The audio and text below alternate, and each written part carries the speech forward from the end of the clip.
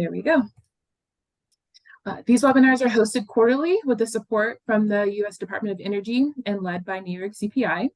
The overarching topics for these webinar series are climate resilience based, as our past topics have been future climate modeling for utility system planning, climate mitigation strategies focusing on flooding, and advancing equitable community resilience through stakeholder engagement strategies. Today's topic will be exploring cost-benefit methodologies on enhancing grid resilience. We will listen to our speaker present for about 30 minutes and then open up for Q&A. Feel free to utilize the Q&A feature at the bottom of your screen to ask any questions you may have during this presentation. Like I mentioned before, this webinar will be recorded and posted to our NARUC YouTube page. Today's slides will be distributed to all attendees. Thank you for your patience and your attendance today. I will now pass it along to today's moderator, the Honorable Stacey Paradis from Illinois Commerce Commission. Thank you, Commissioner. Thanks, Halia. Good afternoon and good morning to everyone based on where you're at. We appreciate your patience. As Halia said, it's a Monday and technical problems. That is the joy of webinars in the world that we're all in, but we're excited to have you guys on today. Again, we're focusing on resilience for regulators in their webinar series, cost-benefit methodologies on enhancing grid resilience. We're really lucky today to have Dr. Bobby Jeffers as our speaker. Let me go through his bio here quite quickly. He's the Resilience Strategic Advisor for Energy Security and Resilience Center at the National Renewable Energy Laboratory, where he applies systems dynamics and power engineering principles to diverse problems concerning the intersection between social, natural, and engineered systems. Dr. Jeffers has a history of working with a wide variety of stakeholders, such as states, municipalities, electric utilities, the military, and other community representatives to develop long-term holistic solutions to resilience, sustainability, affordability, and social equity challenges. Currently, he supports NREL and the U.S. Department of Energy in developing cohesive and broad strategy on resilience R&D, prioritizing national and international engagement and multi-stakeholder coordination. Prior to his time at NREL, Dr. Jeffers had a portfolio of impactful energy-centric projects at Sandia National Laboratories, utilizing Sandia's broad expertise in multi-infrastructure modeling and simulation. He began his career at Idaho National Laboratory as an energy and environmental systems modeler and power and controls researcher. Dr. Jeffries earned his master's degree in electrical engineering and power systems from Virginia Tech and his doctorate in environmental science from Washington State University. So with that, I'm going to turn it over to Dr. Jeffers. He's going to go for about 25 minutes. We have some questions prepared, but we hope that folks will put some in the chat as well. So with that, I'll turn it over to Dr. Jeffers. Thank you, Commissioner, for that introduction. So I'm going to share my screen here, and we'll take it from there. Let's see. Actually, let's share this screen. All right, you guys should see a presentation there. Yes. Great. Well, thanks so much again, Commissioner, and to NARUC for hosting me today. I wanted to cover a little bit of the work that's been going on at a variety of national labs funded by many different offices across DOE, and some of this also funded by public-private partnership. Really focusing on this topic, regulating for resilience, how we think about that, and how we think about resilience evaluation within that broader umbrella. I do want to mention that a lot of the material here is generated based on some of the work that we're doing both for Office of Electricity and for the Grid Deployment Office. And I think we've got some Grid Deployment Office folks in the audience today. And some of this work is in support of the technical assistance that GDO is doing for states and for the 40101D portion of the bipartisan infrastructure law. So if you've got any questions on that, pass procedural questions to GDO, but we would love to help you guys think about what technical assistance might look like under that umbrella. So moving on, one of the things that we like to say about resilience within the overall landscape is that we're thinking about resilience as a top-level performance dimension. And what that means is you can think about resilience as kind of subsuming or consuming and adding to a reliability-focused approach. and really breaking out resilience performance as something that's fundamentally different than sustainability, fundamentally different than efficiency or affordability. And so one of the things that we look at with resilience is trying to create metrics and trying to create approaches that are additive to the value that you get when you build an efficient system or a more sustainable system. And so to do that, we split it up temporally here. So we look at resilience primarily as being able to withstand and recover from the acute shocks, even or especially ones that your system may never have experienced in the past. Whereas efficiency and affordability really focus on performing well on a normal day, day to day, in the near term future. And sustainability is focused on things where we're trying to buy down risk that is very long term, something that is maybe after some planning horizon. If you're doing a planning process that really focuses on the next 20 to 30 years, sustainability helps you focus a little bit more long term to make sure you're not robbing from future generations to pay our own. But at all of these scales, when we think about resilience in this landscape of goals, there's going to be trade-offs between these performance dimensions, and there's also going to be areas where improving in one dimension helps you improve or unlocks improvements in another dimension. And so those are things that we're trying to extract through the approaches that we're going to mention today.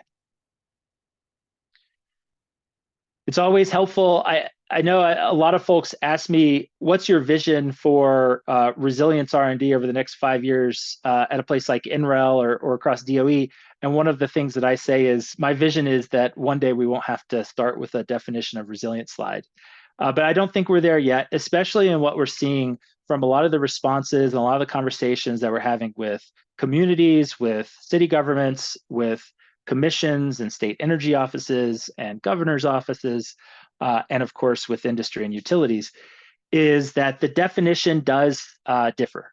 And it differs geographically, it differs by those different types of stakeholders.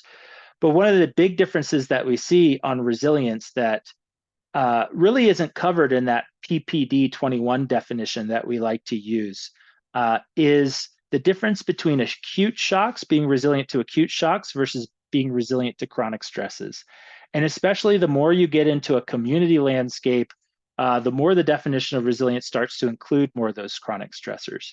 So those are things like long-term sea level rise, long-term temperature changes due to climate change, long-term hosting of additional refugees from other climate impacted areas, right? And so as you start to consider resilience, the definition of resilience as consuming those chronic stressors, as opposed to the acute shocks like the hurricanes and the storms and the cyber attacks, then you start to have to change your approach to resilience. And it's not for us, right, as we're trying to develop approaches to completely change the math to be flexible to those different definitions. It's on us to really start to translate, to say, here's a mathematical approach that works for the acute. It doesn't work for the chronic. Here's an additional approach that may work for the chronic. And to really do that sort of translation between what the community goals are, what a state energy office's goals are in terms of resilience, and what we're calculating for a resilience metric. So that's a lot of what we're going to present today, is really focusing on how we start to bring in different types of system performance as opposed to just the grid's performance into that y-axis on this diagram, and start to focus in on different ways of calculating this for acute shocks versus for the chronic stressors that folks want to be resilient to. A lot of our work when we're working with utilities does focus on the acute shocks. So primarily the approaches that we're presenting today are really focused on resilience to acute shocks, but we acknowledge that if you have a chronic piece in that definition, you're going to need additional approaches. And then the other thing that really guides a lot of the work that we're doing to try to support states and other entities in thinking about resilience and regulation therein is an increasing focus on equity and making sure that in things like the Justice 40 initiative, that the resilience performance of our communities is reflected in the way that we measure resilience for the grid. And so resilience is one of the 8 policy priorities from the Justice 40 initiative. You can read more about it at this link. And what that does is allows us to apply a different lens to the performance of the grid or the performance of any infrastructure system. Instead of just looking at efficiency, resilience, and sustainability as those 3 trade-off dimensions that I mentioned earlier, starting to apply an equity lens to the top of that so that we build this stool. And you're no longer just looking at, let's say, the average customer bill, but you're looking at how we improve energy burden on the efficiency side. So that's the analogy that I like to use on efficiency, because a lot of people are comfortable with that. In our old non-equity informing approach, we just looked at average customer bills. Now that we're thinking about adding equity into the mix on efficiency and affordability, we extend that to measuring energy burden, which is basically how much folks are paying for their energy divided by their household income. What would a resilience, equity-informed resilience metric that is performance-based, like energy burden, what would that look like? We're used to measuring our resilience as some modification of our reliability approaches, whether that be a major event day SAIDI or a projection on the bulk system of megawatt hours not served during a major event.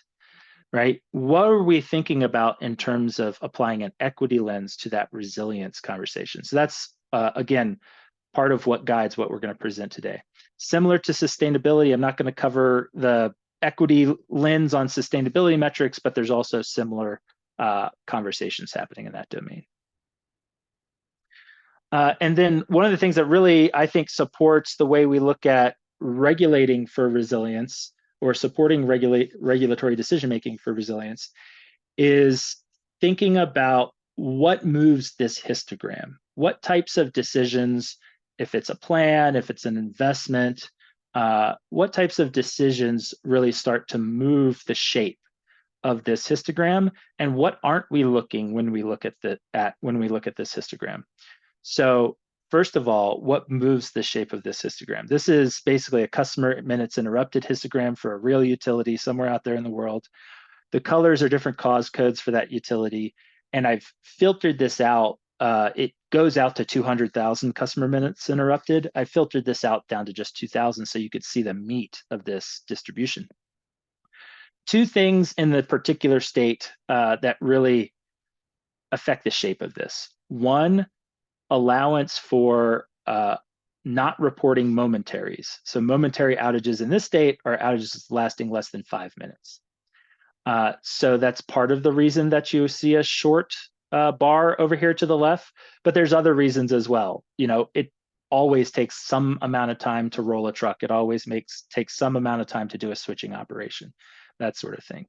But allowing basically not reporting momentaries really does allow the utility to focus on this left-hand side of the curve, tries to move outages that would normally be in these left 4 bars under 5 minutes. So that's one thing. The second thing is just the classic regulating for reliability ignores the tail by definition. Ignoring major event days in this state is sort of the rule. And so by ignoring major event days, largely you're ignoring a lot of this tail, because many of those major event days are the longer or the higher customer count outages. Now, that's not to say we shouldn't do this, right? But what we're really looking at here is by ignoring those things, you really are focusing purely on true, what we call reliability, and not focusing on resilience. So how would we add resilience to that? Well, one of the things that we're also ignoring when we look at just customer minutes interrupted is that consequences scale non-linearly with the larger, more widespread outages or with the longer duration outages. What does that mean? It's that an outage for a customer is more than twice as bad if it's 8 hours than if it's 4 hours, and if it's 8 days versus 4 days. And there are these points on an outage timeline. Now, it's different for different customers, but there are these points on an outage timeline in which that really goes exponential. Think about one of those points being when your food spoils. Another of those points being when the battery on your oxygen machine runs out, right? And so these different nonlinearities are really what we're encouraged to focus on when we think about resilience, because what you're trying to do is not just buy down customer minutes interrupted at that point, but buy down consequences to people. So how do we do that? One of the ways is thinking about metrics. What are we going to use to focus on the resilience portion and add to the reliability-based approach to planning out a better grid for our people? There's two different sort of schools of thought. We're doing a lot of work with a number of other national labs, Sandia, PNNL, Lawrence Berkeley National Lab, on really thinking about what are the different approaches and what metrics fall into these different approach buckets. And then when would you use one metric versus another metric, or when would you use one approach versus another approach? So one approach is an attribute-based approach. That means, and if you've seen me talk before, you've probably seen this slide. That means really focusing on the attributes of the system that make the system more resilient, and not focusing on the actual historic performance or future projected performance of the system. Those attributes are things that you can go out and count today. That's the rubric that you apply. If you can go out and count it when there's not an outage, it's probably an attribute-based metric. Sometimes those are reflected in things like scores, like a robustness score or a recoverability score. Sometimes those things are truly assets. How many spare transformers do you have? What's the level of training for your line crews? Do you have a standard that you go towards? So those are all attributes that we think make the system more resilient if it were hit by a potential major event. Versus a performance-based approach, those are things that really tell you exactly how resilient the system was, and if you use a forward-looking approach or forecast, how resilient the system is going to be. And so, those are things that are commonly extensions of things you're used to, like SAIDI and SAFE types of metrics. Those are difficult to populate in a planning mode because we do a bad job of predicting how the grid's going to perform subject to a major event. And we do an even worse job of predicting how society and our economy is going to perform subject to those long duration outages. But these are really useful metrics for weighing against other goals because you can use them a little bit more easily within benefit cost analysis. It's easier to assign a value to a performance-based metric than it is to an attribute-based metric.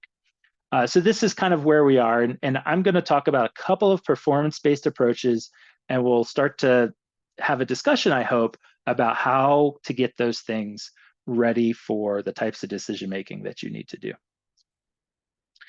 There's three different types of consequence that we focus on across the national labs. We're actually adding a fourth, I think, as we have more discussion with states and other stakeholders.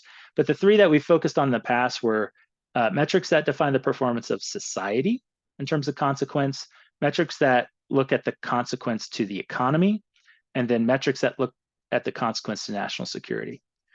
On that third one, a lot of those discussions are had with Department of Defense and states or localities or utilities that support a main national security mission space. So we're gonna not present on the national security metrics today. We're gonna look at the social and the economic metrics that we've been working on. The fourth category that we're looking at potentially adding is environmental, separating that out from these three categories.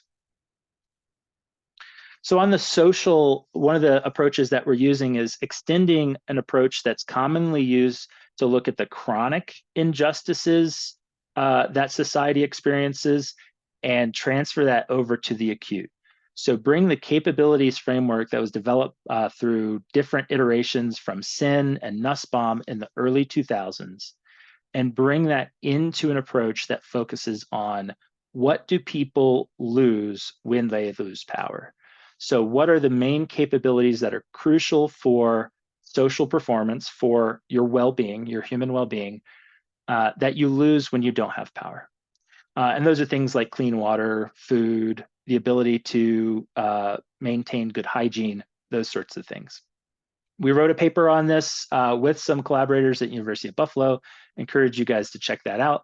But we've created a metric called social burden. And what social burden does is calculates essentially how accessible those critical services are for different populations. You can think of that as how hard people are working, commensurate with their ability to access each infrastructure service that they need for their human well-being. And so we've done this in sort of a proof of concept way and supporting Puerto Rico and siting microgrids. We did this while I was at Sandia. And really, social burden allows you to very quickly calculate, if I have service online in this spatial configuration, where do I expect people to have a really hard time getting different services? How accessible are those services? It aligns with the theory because if you don't have the closest grocery store that I normally go to, that doesn't mean my social burden goes up to infinity. No, it allows for optionality, benefits of optionality of different assets being online. And what we're trying to do is validate this approach with some different data-focused methods so that we can start to get a ground truth on what people have experienced during past outages, especially major outages in different systems. We're looking a lot at Winter Storm Uri, for example. We're looking a lot at the wildfires in California to try to figure out if we can separate a signal from the noise of how hard people were having to work and how accessible those different services were during historic power outages. I'm going to skip this slide. You guys feel free to look up my name and Puerto Rico siting if you would like to see the case study for using social burden that we applied back in 2018. There's been a lot of work done since 2018 on this. The second one is the more economic focus metric, and this is separated out economic impacts of reliability versus economic impacts of resilience. You're probably familiar with the ICE calculator. This is one of the slides that comes from Pete Larson and his crew at Lawrence Berkeley National Lab. But the ICE calculator is being refreshed. ICE calculator calculates the economic impact on a customer class basis, actually on a NAICS code basis, if you're familiar with those NAICS codes, of not having power for a particular amount of time. Now, the ICE calculator is really valid for the shorter duration outages. That's because of the type of survey data and the type of approach that's taken in building the ICE calculator. So it's not appropriate for estimating the costs of widespread or long duration power interruptions. And it was also using data that came from surveys that were, in some cases, more than 25 years old.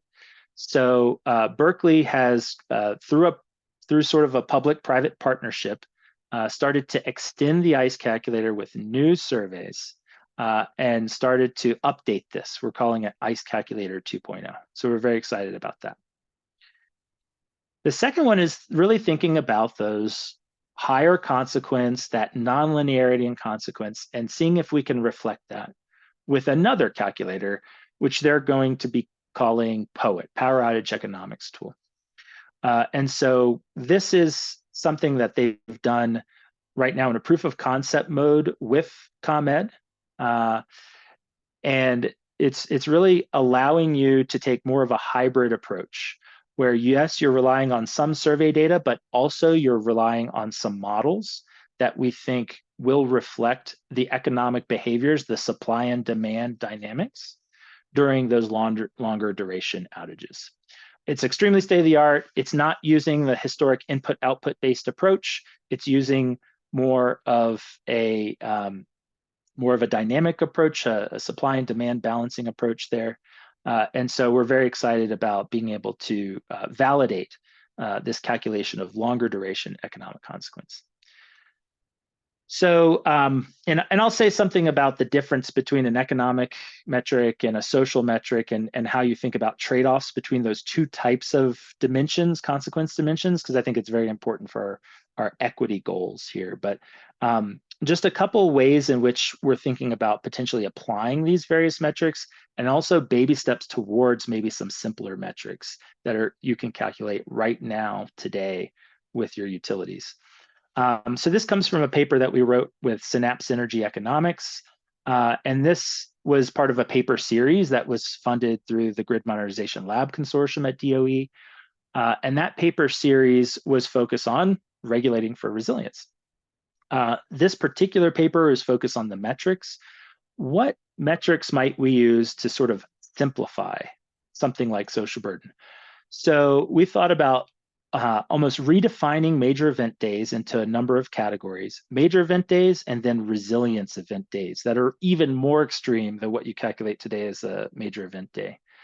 And then looking at the SAIDI, the SAFE types of metrics, but within categories that are customer categories that are socially important. So that might be grocery stores, that might be pharmacies. What's your SAIDI metric across the system for grocery stores? What's your resilient event day SAIDI metric for grocery stores? So that sort of approach, and then running through that so that you can start to establish some performance targets that are more socially informed. And this allows you to work with, let's say, the emergency managers in your state. It allows you to work directly with communities on revealing which of those categories, is it grocery stores, is it pharmacies, is it shelters, is going to be most important for the social performance of the system, and then just starting to track and then potentially setting some performance targets for those more socially focused metrics. And then this is the one where I'll end here. In that Designing Resilient Communities work, which there's a report that was written earlier this year and it should be released very soon, there was a focus on what's the process. So we talked a lot about what do you do at the end here? How do you evaluate alternatives with the metric? But we didn't talk a lot about how do you go through an entire process today that starts with the threats that you want to be resilient to, thinks about how you set goals and targets to those metrics, and then actually goes through a performance forecast as opposed to looking backwards in time on the performance of your system. So that, I think, requires a deeper discussion, but you can look to this report when it comes out. It delves into each of these 4 steps, going from determining your drivers all the way to evaluating your alternatives. And it talks about how we're not trying to completely break down the silo of work between, let's say, a commission and a utility and the communities, but we're trying to build a bridge at distinct points in that overall process. So each of those entities has clearly defined roles in planning out the future social resilience, let's say, of that system. So this is another one to look towards. I'm happy to answer some questions on that approach. But handing it back to the commissioner here, I just have a few things for us to think about and then open it up for discussion. One, with the work that, let's say, GDO is sponsoring, for example, and they're sponsoring work at NARUC, they're sponsoring work at NASIO, they're sponsoring work at the labs. Where do states need the most help on resilience metrics specifically? Is it in the data to calculate the metrics? Is it in these methodologies that we presented today? Is it in just having the tools ready to go? As we move from reliability to resilience, one of the things that keeps me up at night is if you use something like a PBR type of approach, performance-based regulation, this type of resilience performance, when we look historic, when we will look at major event days or even some of these resilient event days that we talk about with Synapse, that's going to be very jumpy year over year. You're going to have one year where you experience the 100-year flood and one year where you don't, right? So that makes for a poor performance incentive mechanism if you're just looking year over year. So how do we smooth out some of that variability? If we really want to look forward, we do a poor job predicting power system performance, especially if you say with and without this particular investment in place.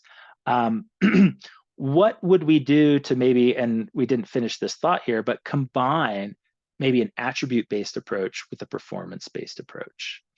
And then finally, the third bullet here is incorporating this into investment planning and evaluation. When we show those social metrics, for example, alongside the economic metrics, it's important to think about whether the economic metrics get you there in terms of your equity goals. A richer customer is going to have a higher reported loss during an outage than a poorer customer, for example. And then it's also important to think about whether those social metrics are truly additive on top of those economic metrics. And do those social metrics need to have a monetary value assigned to them, Or are we all comfortable saying it's approximately the number of hours that people are spending meeting their basic human needs in a day? Can we stop there? Do we have to go to a monetary value? So those are all things that I'd like us to think about, but happy to have a discussion about this. And thank you so much for hosting us today and for having this discussion. Bobby, thank you. This was great. I will jump in first, Hilea, if that's okay. There's so much to take in. So let's back it up to the easiest thing possible. Where can we start? And I need to speak about some of this generally. Obviously, in Illinois, we have a number of things that are before us this fall. So I want to be a little careful on this. But as commissions generally, and we start to think about these equitable considerations, where are things that maybe, can we put them into like maybe 1 year, 3 year, 5 year, as we think about maybe how these things are playing out? Yeah, and curious to see folks' thoughts in the chat as well. But one of the things that we tried to do with some of that work with Synapse was say, what's doable today, right? And so on the social side, starting to just ask utilities to report, not putting a performance incentive mechanism on a particular metric, but just starting to report particular metrics. We've seen a lot of positive outcomes just on reporting initiatives. So that's one place to start. Another place is to start to work with DOE and let DOE know, here's where we need a little bit more confidence in some of those metrics, or here's how we would like to use one of those metrics, but we just don't think it's ready for prime time. So that's one thing that we're targeting, is trying to create a ground truth on something like social burden. We're using some anonymized cell phone location data. I know, spooky stuff, right? But it's all anonymized. And what we're looking at is, can we actually extract that signal from the noise? And can we find areas down at the neighborhood level where people were spending a longer amount of time trying to get food, or a longer amount of time trying to get shelter, and that sort of thing? So as those come to fruition, feedback, right, on those approaches, and an understanding of whether those move the needle for investment decision making and other regulatory decisions, I think is really important. Oh, and you're on mute. Sorry about that. I do think that's an excellent point. It also makes me think, from a government level, both local and statewide, obviously, states have put together, emergency preparedness sessions and things like that. Is there an opportunity to maybe cross-reference those plans along with some of the things that you've identified from utilities, and things like that? Are there other opportunities in that space? So, you've got my mind going this morning, so I'm not being a very good moderator. So hold on. No, I think that's great, right? So we did identify that if you're going to use let's say a reliability plus metric, right, where you're still kind of sticking with something like major event day SAIDI, but you're breaking it down into categories that are more appropriate for the social impact, like grocery stores or other food serving entities, like a food distribution point, right? The warehouses where that food is stored. So if you're focused on those sorts of asset level, working with the emergency managers so that you've already got a taxonomy that they're using for their emergency management planning, right? And you're just extending that taxonomy into the grid space, so that you're not sort of reinventing the wheel on the way that emergency manager thinks about those social impacts. No, that's a great. We do have a question from some of our attendees. By setting up metrics for resilience, is there more of an expectation of no outage ever, or is that a metric for a regulator to look at the utility? I mean, this does get into the question of, if you're even going to look at resilience, does that invite gold plating? That's the way I read this. I don't know about you, Commissioner, but where I see this is, there's always going to be trade-offs. And what we're trying to do is bring in metrics that help you expose those trade-offs and not leave resilience off in its own silo, similar to equity, not leave equity off in its own silo. where, okay, we will look at your 15 worst performing feeders, and then we'll sort of eyeball it and say, this is what's acceptable to improve this year. So the more that we can get to a performance-based standard or a performance-based approach for resilience, the more you're going to be able to look at those trade-offs and say, well, with this investment, battery storage is a great one, right? Because battery storage is so value stacking. Battery storage gives you efficiency and affordability improvements. It gives you sustainability improvements and resilience improvements. And so, that's where you need to start to look at an integrated planning approach, where if that battery were installed, or if a portfolio of batteries are installed, I see a reduction in this future performance, or a benefit in this future performance to resilience that's maybe socially focused. And I also see an improvement in affordability, right? And is that commensurate with the cost? So it's not something where you're ever going to say, hey, we want to buy down major event day SAIDI to zero, right? Or social burden to zero. Obviously, that's not something that's, I don't think, possible. But understanding what those trade-offs are is really what we're after. And also understanding, so if you made an investment that primarily focused on the major event day and did not focus on blue sky days, did not focus on reliability, I could think of some investments that might do that, right? Like a backup generator that really only kicks in, or a fuel supply contract that really only kicks in extreme events, for example. What would your thinking be on that, right? If it only cuts off the most extreme outage risk, would you say, on average, if I look at the next 30 years, that gives me a positive return on investment, so I'm going to do it? Or would you say, I want to look at the risk of that. I want to look at whether that event is actually going to happen in the next 30 years. And if it's only got a 1 in 100 chance of happening, even though it's got a positive expected value, am I going to invest in that versus the thing that I know is going to pay off year over year? So that's where we think of this as like an insurer or a reinsurer, the way that they're going to think about it, and start to think about other products that can be brought in to focus on that risk. And some of those approaches are more appropriate for the tax space. Some of those things are more like a public good that in a more like progressive tax environment, you're going to be able to pay with tax dollars a little bit more, I think, efficiently than ratepayer dollars. Yeah. So that's really something that also keeps me up at night thinking about how we're going to do that.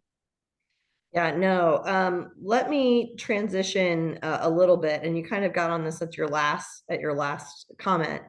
As we think about cost and who bears those costs, as we talk about kind of technology development and innovation, how does that play in the development of these cost benefit methodologies and valuation strategies? Obviously, we've heard from you a little bit about the investments that DOE is making and the labs are making, but what additional investments are going to be needed?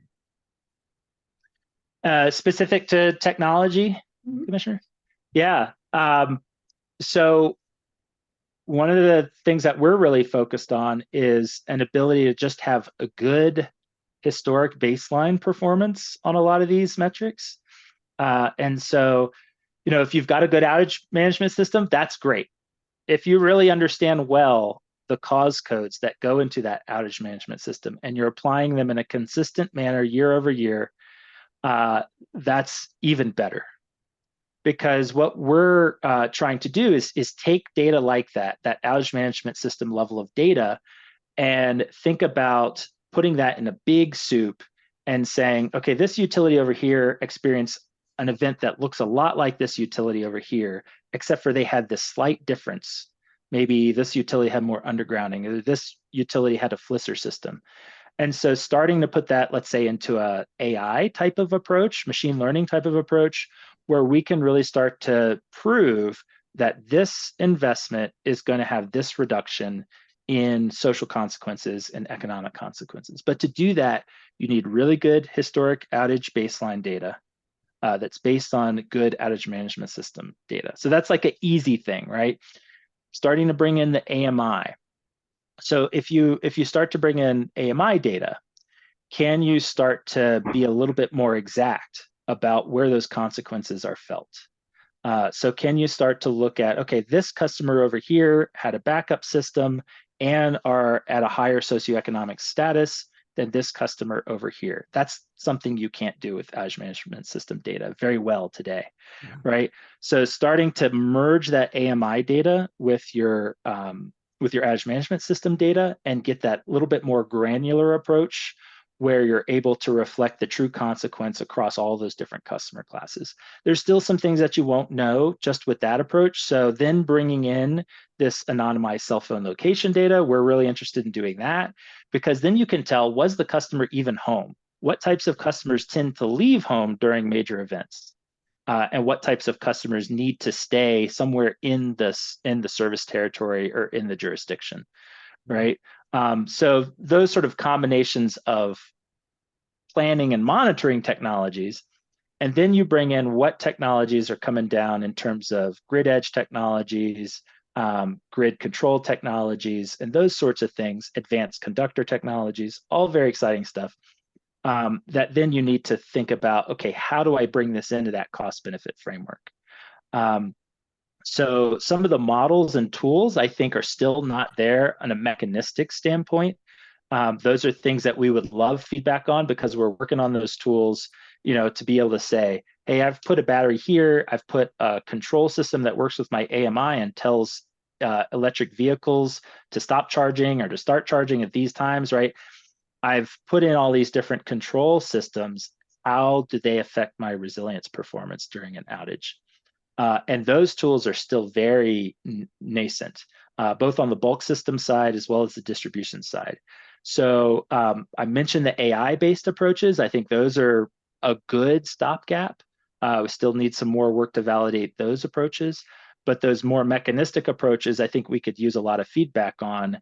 Are those tools really giving us enough confidence in the future performance of our grid during these extreme events? And if we have that, then I think it's an easy lift to say, okay, here's how this control system behaves. Here's how this new protection system behaves. Here's how this flisser system behaves. Let's get it into the model. But the model just doesn't work well right now, right? So that's kind of where we're at. Yeah, it is an amazing kind of discussion. And then just based on my previous experience in the energy efficiency world, then I take it one step further and thinking about what type of building, what kind of buildings those folks are in, and where those are on that kind of electrification spectrum and things like that when we look at the cost related to those things as well. So there's a lot of information that we would still need to really make sure to identify these folks, but it is such an important area. I don't see any more questions that have come in from the audience. Halia, have you seen anything else that's come in? No, nothing in the chat, and no, well, there is a question in our Q&A. Okay. Can you please give an example for non-vertically integrated utility? Ooh, I love that. I love that example. So you've got a utility that's like a distribution focused utility, right? That utility may not be able to own and operate a generation technology, but certainly is responsible increasingly for integrating a lot of the behind the meter or the grid edge technologies. And so really thinking about how that distribution or that wires only utility can support the performance and the behavior of those grid edge technologies during that black sky event. And then working with FERC and NARUC, right, to think about what's the role of those grid edge technologies in the wholesale market, in the bulk system. And so all of those are things that we're very interested in, but it does take sort of breaking it down into each individual entity and saying, okay, if you're a wires only utility, you might not be the best entity at, let's say, owning a full stack battery. In some jurisdictions, those utilities are owning batteries for particular aspects, but it's really on a limited value stack because they're not allowed to take advantage of all of these values. But you can be responsible for integrating some of these technologies. So whether that's with a microgrid planning paradigm where there's a microgrid tariff in place or a microgrid, a resilience tariff in place, and you're passing that value off to the customers and then allowing the utility, the distribution utility, to factor that value in to their planning approach. Now, that does take a little bit more feedback and working with the customers because you really need to think about what are the limitations going to be of certain grid edge technologies on the grid during this black sky condition. Is it going to be hosting capacity, for example, right? Is it going to be a thermal limitation on the system that doesn't allow those customers to take advantage of this particular resilience value chain? So it does take a little bit more, I think, creative thinking, but it's still, I think, grounded in this integrated distribution planning approach where you're looking at the potential adoption of grid edge technologies, and then you're saying, how does this actually behave during a black sky condition, and how does each type of entity extract value from that performance? Yeah, that's great. I know we're getting close to the end of time here. I know at least here in Illinois, these are very top of mind discussions right now. Hylea said she was going to send out the deck to everyone. I think, Bobby, your contact information will be in there, I'm sure. But are there any other resources that commission should be aware of or that staff should be aware of that we should really direct them to, especially with all the federal funding coming on or additional research that's needed that's important to identify? So, Hylea, I believe NARUC and NASIO have a landing page for things like 40101. Is that right? It's coming. We're still okay. doing some organizational details, but yeah. Okay, so there's sort of the NARUC and NASIO hosted pages. There's also a DOE page that is hosted by NETL. So if you search, I think it's BIL 40101. If you search BIL 40101 and then DOE, I think you should find that page. So there's a lot of information posted there. And then also, I like to follow GDO on LinkedIn and on, what do they call it now? X. They used to call it Twitter. Twitter, I like to, yeah.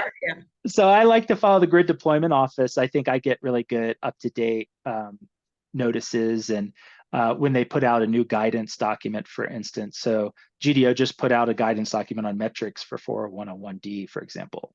So that was really helpful for a lot of states. So yeah, those three resources, I would also say feel free to reach out to me because a lot of this stuff might be custom, right? A lot of this might be something that's more appropriate for technical assistance. So if you reach out to me or you reach out to GDO directly, then you might be able to talk about some of the specific questions that you have. So there's funding available there to potentially tackle those. Great. I can tell you that you and I are going to stay in touch after this, based on some things that we have coming up here in Illinois. Awesome. Hylea, if there's anything else, I'll turn it over to you to close us out. Oh, it looks like there might be one more that just came in. ICE is a number. That's the same one I was reading. So yeah. Hylea, would you like to read that one out or? Yeah, ICE is a number, a simple metric. Resiliency is like a pie in the sky idea that everyone continues to discuss with multiple numbers and metrics.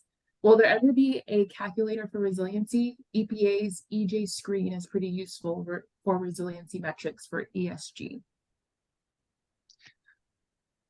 That's a great question. I love it as a piece of feedback that we can take away for future work. So I think we need more discussion on this. I think it'd be great maybe at the next annual meeting with NARUC to really think about what's going to move us more towards standardization in this space, because we do hear different needs from different states on this so far, and we're trying to document some of those needs. So some states are more interested in the economic focus consequences.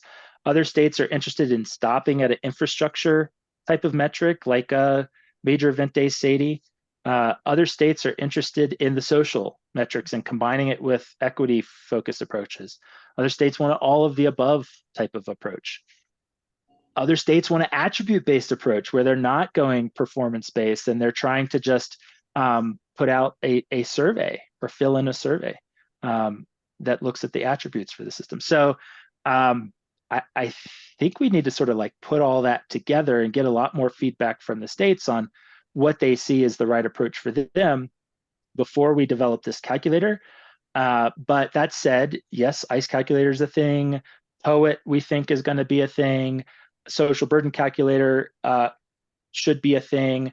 So those types of tools we want to get out there and get more feedback on as well.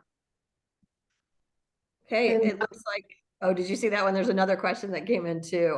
Have you started seeing distribution service providers engaging with homeowners virtual power plant as a measure of resiliency? I don't know what you're seeing, Commissioner, but we see a little bit more engagement with the vendors of those tools and capabilities, and maybe less directly with homeowners. There's been some maybe more indirect work, like in Hawaii, for example, where there's a continuing thinking about microgrid tariffs.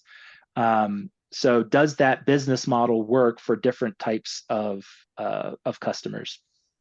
And so I would say there's within individual focus proceedings or tariff structures, yes, there's been engagement directly with the public, but maybe not as broadly on something like this. I don't see a strong mechanism yet. Yeah, I would agree. I would agree. All right. Well, they came in strong at the end there, but now I think we're probably at the end of our questions. We get the juices flowing over time. Yeah. Well, I just want to say before I finalize, this was a great discussion. I think this is something that's very needed. It's very topical right now. I know to a lot of states, at least that I'm familiar with in the Midwest, and I'm sure that's the case across the country. So thank you for your work on this, and we look forward to following up with you. And then I'll turn it over to Hylea to finish us out. Yeah, thank you, Commissioner, and thank you, Bobby, for being our expert speaker today. Thoroughly enjoyed the conversation, and as I am entering this resilient space and learning more about the needs of our members, this was very helpful. So thank you. I just wanted to plug in, I put in the chat the upcoming virtual grid resilience workshops that NARUC is hosting. Bobby mentioned the money that's coming from the GDO office.